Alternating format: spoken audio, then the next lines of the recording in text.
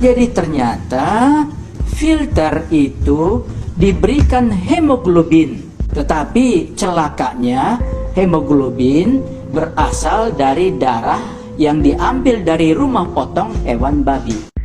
Ketua Komisi Nasional Pengendalian Tembakau atau Komnas PT, Dr. Hakim Sarimuda Pohan mengungkapkan bahwa dalam filter rokok yang banyak digunakan di Indonesia terkandung bahan yang berasal dari darah babi. Hemoglobin atau protein darah babi digunakan dalam filter rokok untuk menyaring racun kimia agar tidak masuk ke dalam paru-paru perokok, kata Dr. Hakim saat menjadi pembicara dalam dialog bahaya merokok bagi kehidupan berbangsa di Balai Kota Banjarmasin, Kalimantan Selatan. Dr. Hakim juga meyakini bahwa filter yang digunakan untuk rokok yang beredar di Indonesia merupakan filter impor yang mengandung komponen dari darah babi. Menurutnya, semua itu diketahui setelah adanya pernyataan yang diungkapkan ahli dari Australia atau Profesor Kesehatan Masyarakat dari Universitas Sydney, Simon Chapman.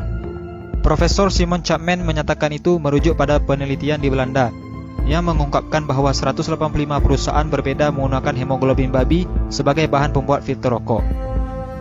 Profesor di Australia memperingatkan kelompok agama tertentu terkait dugaan adanya kandungan sel darah babi pada filter rokok. Profesor Simon Chapman juga menyatakan sekali lagi bahwa itu merujuk pada penelitian di Belanda yang berhasil mengungkapkan bahwa 185 perusahaan berbeda menggunakan hemoglobin babi sebagai bahan pembuat filter rokok. Menurut Dr. Hakim, sudah seharusnya umat muslim yang mayoritas di Indonesia ini menjauhi barang yang nyata-nyata dilarang dalam agama. Bukan hanya kaum muslim, tetapi kaum Yahudi juga melarang pemanfaatan babi untuk keperluan seperti filter rokok ini. Kabar penting ini harus diberitahu kepada para perokok yang alergi terhadap fatwa haram merokok.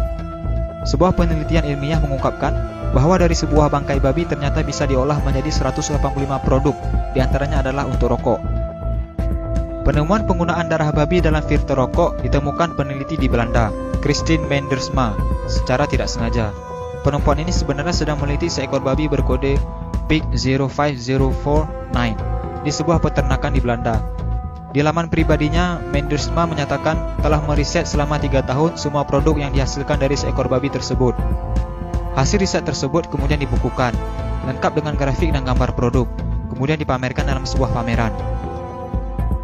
Tujuannya sederhana, menunjukkan kepada orang lain bagaimana sebuah produk itu dibuat dan dibungkus dan dari mana dia berasal, sehingga orang bisa tahu.